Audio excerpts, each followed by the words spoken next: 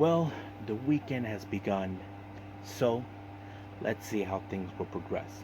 Now, as you know, we already begun with the round robin tournament with Pro Wrestling Noah, the N-1 victory. Now, we already reviewed day one, so we're going to review day two that took place recently this past Friday. So, as you know, certain wrestlers, as you know, already got their points. Some of them will be the undefeated, the same shebang I talked about on the G1. But we'll see how progression. Now, remember, these two do have A and B blocks, but they don't do the same thing what New Japan does. They actually mix them up all the time, so we'll see how that happens. Now, as you know, we're getting closer and closer towards the end of the G1 Climax by New Japan Pro Wrestling, my bad, with the G1. So basically, certain wrestlers are out, and all these things. I think it's very interesting to see what's happening. And then, of course, we have AEW Collision. We have some very interesting matches taking place. We have Darby Allin teaming up with Hologram to take on the Premier Athletes. We have, of course, Swerve Strickland putting out an open challenge. We do have, of course, the Bull Ropes match and a number one contender to face the Patriarchy at All In Wembley Stadium between the Bang Bang Gang and, of course, the House of Black. So we'll see who will walk out. And then, of course, we cap up our episode with some news updates to give you guys updates what's been going on in the world of pro wrestling, such as upcoming events, who's booked, the matches are set, and of course some developments. So we have some interesting ones in that. As you know, we have a brand new signee for All Elite, and a very sad news: wrestlers from both New Japan and Noah have begun to get injuries and are forced to withdraw during the tournament. So we'll talk all about that. So, let's get ready for another episode of the Deleted Wrestle Zone.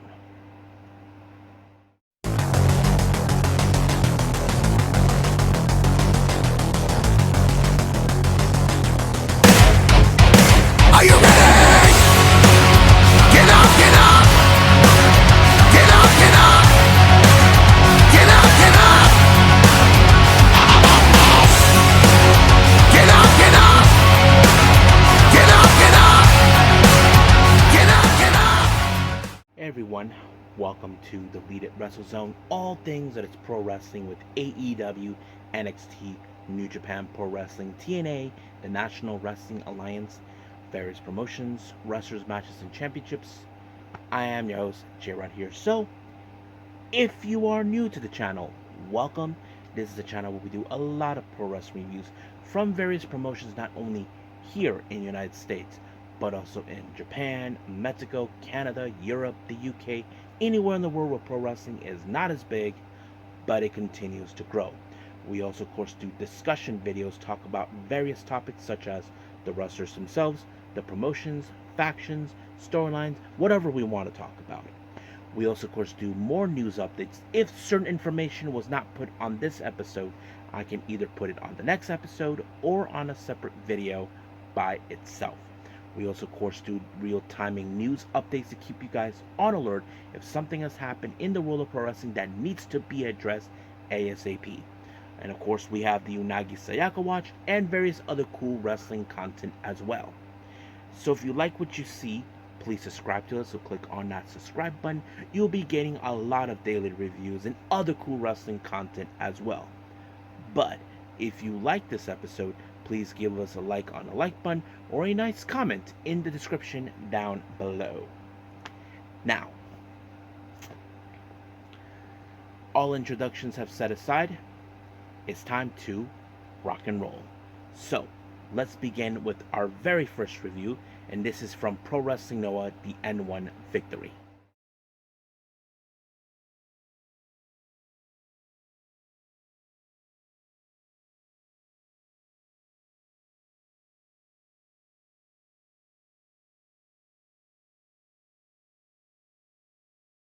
Okay, the N-1 victory by Pro Wrestling Noah. Now remember, recently we have reviewed day one. Now, all wrestlers who competed, the winners, all received 2 points. Now, it's the same kind of point system that we see in the G1. You win a match, you get 2 points. You lose a match, 0 points. But in the time of a time limit or count out or double count out, you get 1 point each. So that has always been the kingpin. However, we haven't had that just yet. But, however, anything could happen. Sometimes it's very unpredictable. Now, they only have 2 matches are non-tournament matches, but we are going to skip those. So let's get started, of course, with we're gonna go with A block and then B block, that sort of thing. Now, our first match we have from the A block, we have Josh Briggs versus Asushi Kotoge. Now, remember, Asushi Kotoge, as you know, is replacing Go Shiozaki after he was injured, and he appointed Kotoge as his replacement. But he's facing a tough competitor, and we're talking about from all the way from NXT, Josh Briggs. So remember, he had a hell of a debut this past weekend, and of course, he picked up his first win. And you ask yourselves, would that change anything? Well, of course not, because we're seeing, I guess, the Japanese fan base are getting to know who he is, even though they're behind Kotoge. But I'm sure they're very impressed by his hot style of wrestling, which he did, and he applied the lariat from hell to Kotoge to pick up his 2 points, putting him right now currently undefeated.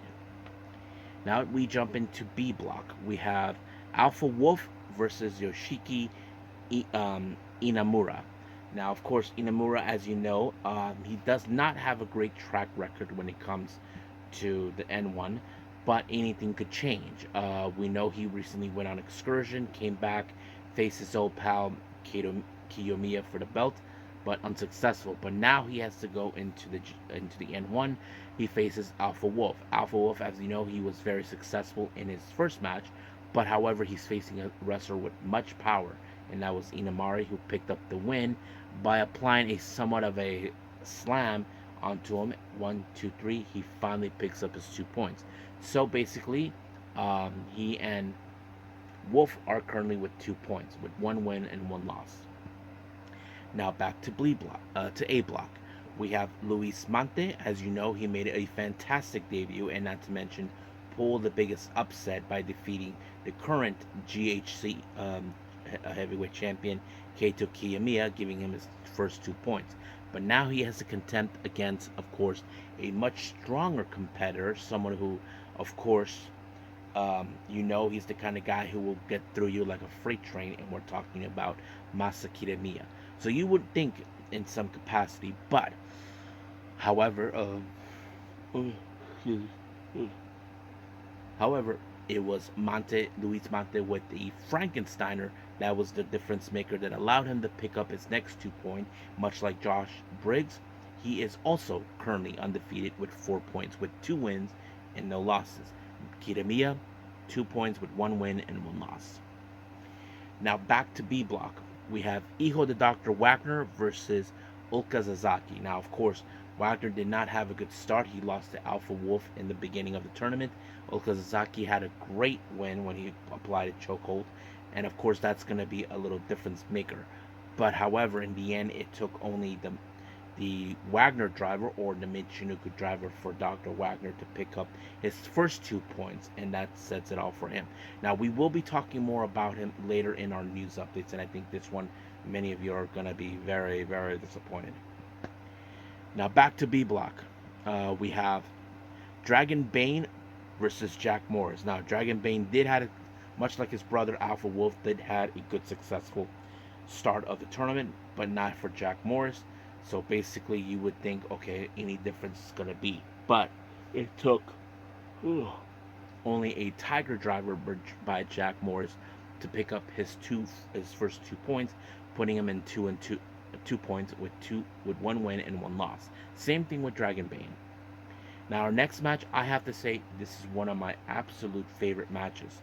Titus Alexander versus Keno on the B block. Now, those who know Keno, he is one of the toughest SOBs on the planet. I mean, if you guys ever know him, he always has opinions about what he sees and talks about. Like recently in the past, he used to talk about Tagaki from DDT was an embarrassment for running a reject promotion like DDT, that sort of thing. He even was making fun of Jake Lee losing majority of his matches, that sort of thing. But Titus Alexander really brought out his A game on this one, because Keno, he is no slouch. I mean, PK kicks, the stomps, everything. But it only took 2 PKs. The second one, of course, um, Alexander flipped him off, telling him F you, that sort of thing. But he got knocked out.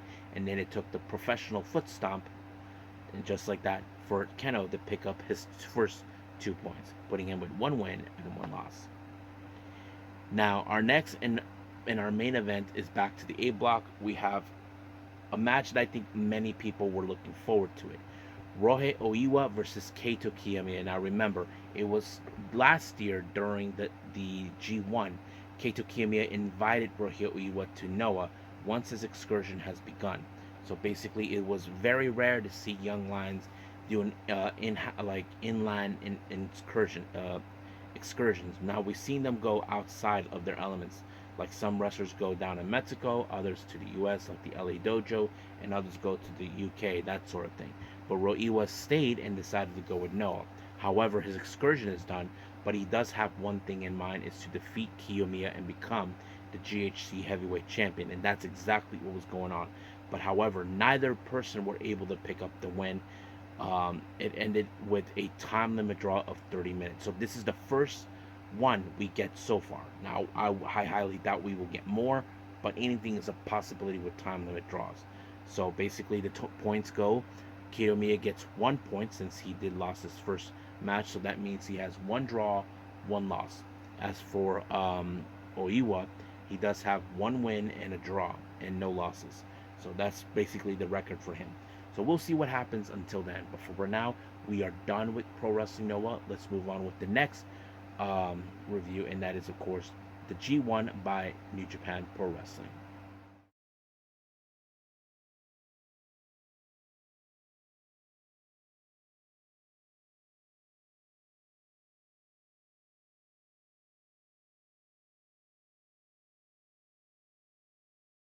Okay, as we continue with the next round robin tournament with the G1, as you know, I mentioned we are now getting closer and closer towards the conclusion. Now we're going to focus on, of course, B block matches only.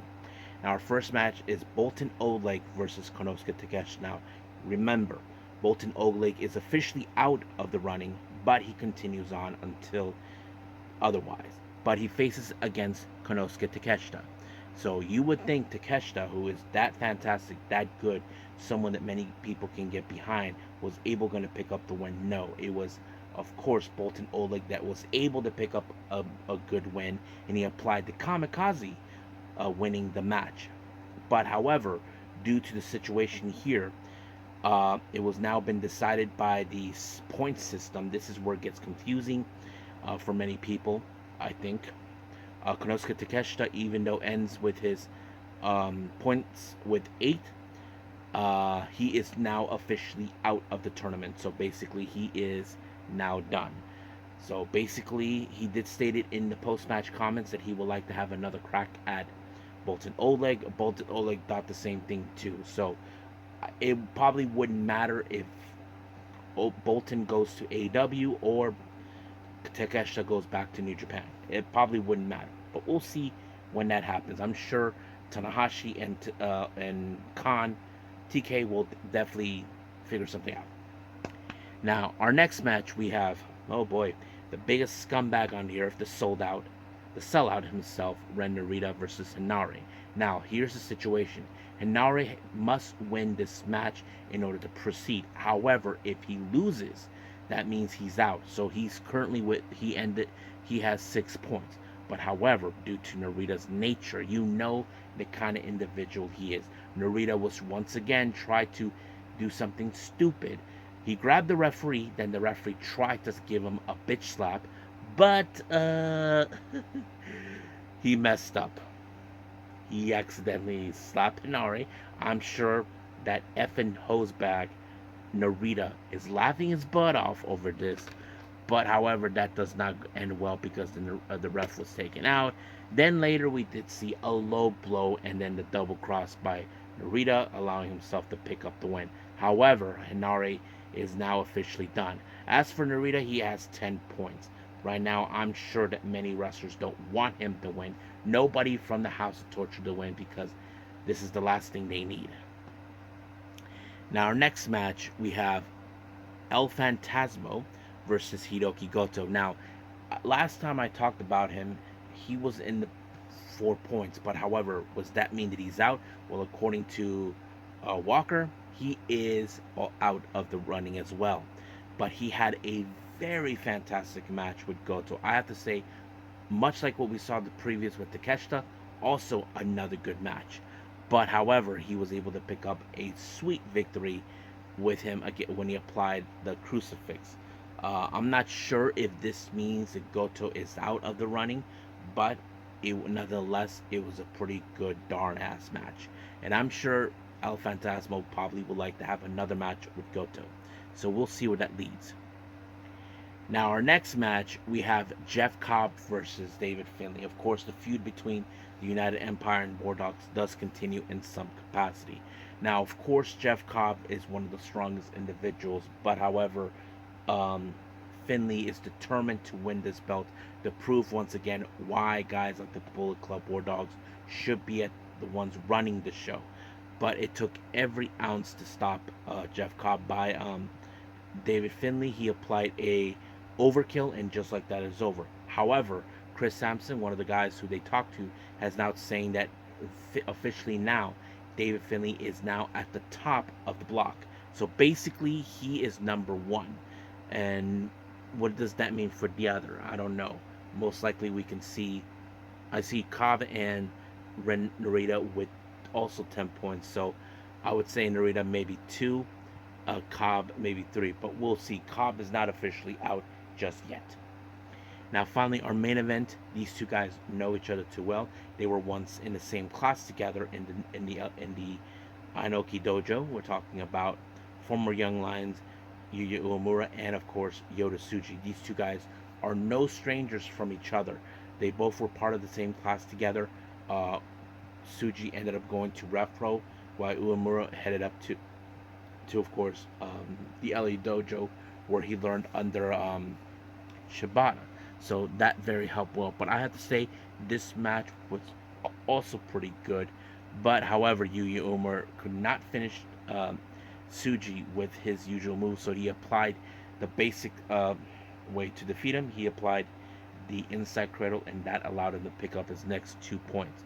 Even though he's out, he's continuing on. So basically, that's how it goes.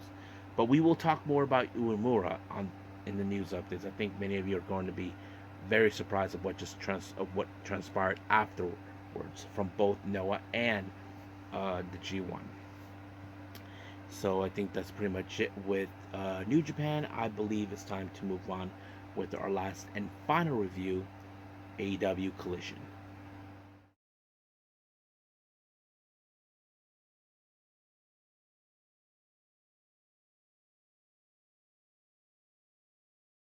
Okay, AEW Collision. We opened up with a tag team action. We have Darby Allin and Hologram teaming up with the first time. However, they're going to be facing against a team that, well, I can say they are very cohesion, but they're a bunch of loudmouths pricks that think that everybody's full of trash and all this. We're talking about the premier athletes, Tony Nese and Josh Woods. However, you know that Weasel, Smart Mark Sterling, and of course Davari will be sidelining. Of course, they will interfere, but I can tell you, Darby Allin took those punks out completely until, of course, it was Hologram who picked up an amazing victory against Josh Woods in a crucifix, and just like that is over, making him undefeated. So we will see how things will progress. Now, we jump into the Texas Bull Ropes match. Now, this feud has gone long enough as we can remember. Now, remember, ever since Thunder Rosa made her return, she was determined to regain the AEW Women's Championship, and of course, Deonna Purrazzo was making a play for it, but neither of them were able to obtain it, and this led to a feud, and this and that, not trusting each other or not communicating, however you want to see it. But you know that this Texas Bull Rope match is going to be a brutal. We saw everything using the bell. We saw other plunder such as tables, ladders, and chairs, whatever they can find. But in the end, it was, of course, the Tijuana Bomb by Thunder Rosa that allowed her to pick up a fantastic win. Now, our next match, we have tag team action. We have FTR versus the Outrunners. Now, it's very unusual how they are. I mean, if you guys ever hear their music, their entrance, it sounds like something from the 80s. And of course, we're seeing the Outrunners, also guys from the 80s, that sort of thing. But I thought it was a pretty interesting matchup. But in the end, it was, of course, FTR with the Shatter Machine on Turbo Floyd, allowing, of course, for Dax Harwood to pick up the win. And just like that, it was completely over. Now, during a interview with Kip Sabian, as you know, he's been dealing with Christian Cage, Nick Wayne, and of course, we did saw what happened. Nick Wayne ended up being brutalized by the House of Black thanks to Kip Sabian. So there's going to be a match, and then Nick Wayne had the audacity to say that nobody gives a damn about his dad. Sooner or later, Kip is going to get his retribution towards him. Our next match, we have a very interesting one, Rush versus Preston Vance. Now, remember, they were once part of the most dangerous faction in AEW, La Facción Ingobernable. So, it's been a while since we've seen Preston, we just don't know where he's been. But Rush was determined to prove his point, how he should be, of course, obtaining the AEW World title, and that's exactly what he did. He applied the bull's horns onto Preston Vance, allowing himself to win. Of course, Don Callis happy with the results, but Rush decided to brutalize more Preston Vance. Referees have been trying to keep him away, but we'll see how things will progress down the road. Now, of course, Jack Perry, as you know, he is the current TNT champion. He had one thing to say during a vignette about how much are they willing to sacrifice. I'm sure that Jack Perry was willing to sacrifice everything, but we'll see where that leads. Now, our next match is an open challenge eliminator match for the AEW World title. Sora Strickland's opened this match against Tomohiro Ishii. I don't think he expected that, but Ishii, he is one of the toughest SOBs on the planet. I'm sure a Swerve will find a way to overcome it. I mean, Ishii is strong. He's very capable of what he's planning to do. But however, it was the house call that made the difference maker for him to pick up the win. Now, as you all know, Claudio Castagnoli is the #1 contender to challenge Kazuchika Okada for the AEW Continental Championship. However, he had a very intricate idea. He decided, why not have this belt be defended at Cardiff? As you know, there's been reports about AEW having a Dynamite show in Cardiff. That's what he wants. So we will see that. But he did state it this coming Wednesday. They're going to be meeting both Okada and Castagnoli will meet face to face. Now, Lexi Neer decided to give some time to Chris Statlander and that snake, Stokely Hathaway. Now, the top of discussion was about what Willow Nightingale said. As you know, she was frustrated over the situation that took place with them, and then of course Ishii showed up, and apparently they decided to have a mixed tag match, Willow and Tomohiro Ishii teaming up, while Chris Allen team up with however, Stokely Hathaway thought in his mind that he was going to pick a partner. However, that wasn't the case because he interrupted Lexi.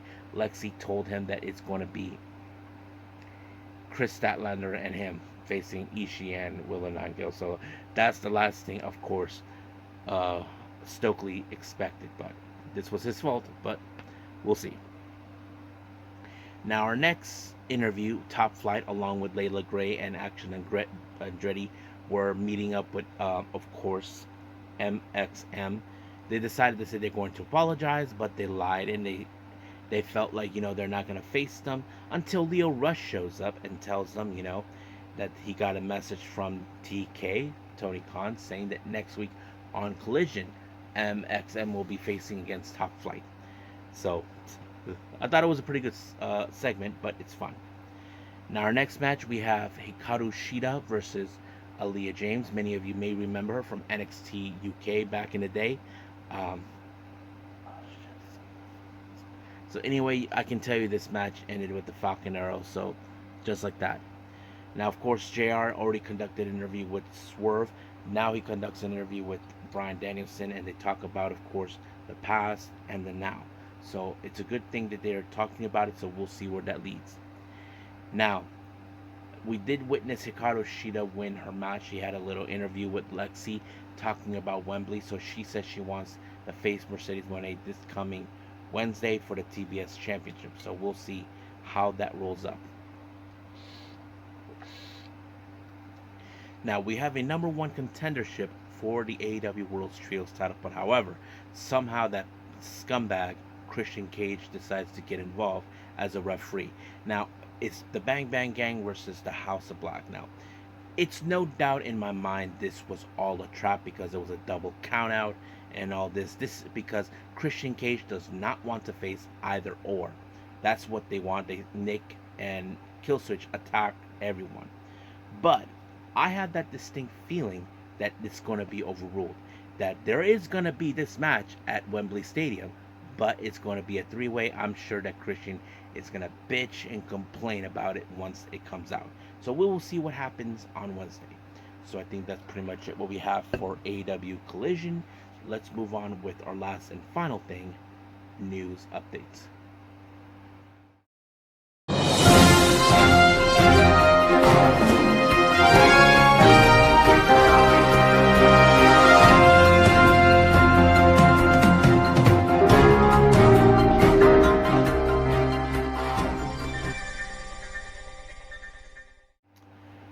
Okay, so our news updates. So let's begin with upcoming promotions. As you know, we have upcoming events from Kitsune Women's Wrestling.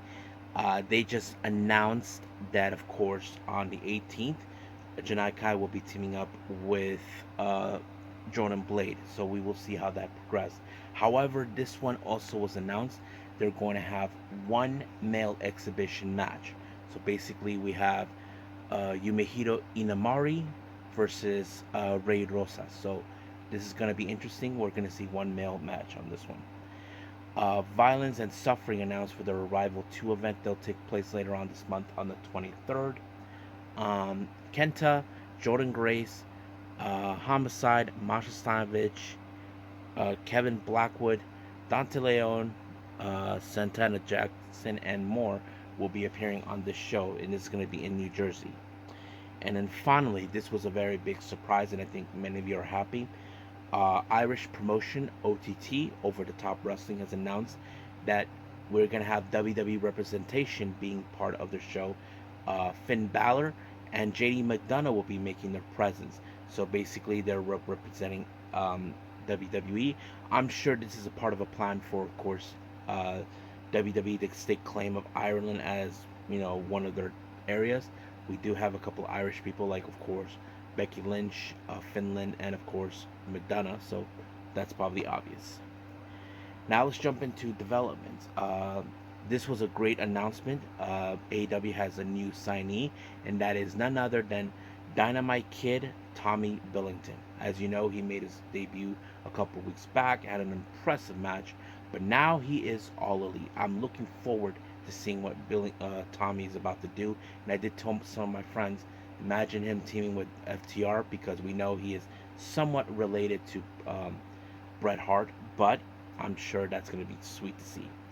Now, sadly, as you know, what was going on in both the N-1 and the G1, it was announced we have several injuries that took place recently as well. Asushi Kodoge, as you know, injured his neck during the N1, so he is officially out, has the withdrawal, and all his matches are forfeit. Same thing with Iho the Dr. Wagner, something to do with a spinal something, so he's out too. However, in New Japan, we have also suffered the same thing. Yuya Uemura, who suffered an injury on his arm, also out. So this is very bad news. I don't know how they're going to proceed in. I mean, I hope this does not turn what we saw with Stardom last year, which is the last thing you want to see, but it is what it is. So I think that's pretty much it. So let's just call it a day. Well, I hope everybody enjoys this episode. For the record, I have not seen the Stardom day one of the 5-star Grand Prix. I'm sure I'll get to that. And there's plenty of other events. The day 3 of the Tokyo Princess Cup and various other things. So we will catch up to those as soon as possible. So I'm not going to make any promises, but we'll get to them. I think that's pretty much it for now. So until then, I will see you guys on the next DWZ time, same DWZ channel. I must bid all of you adieu. So, goodbye. And have a nice day. Bang.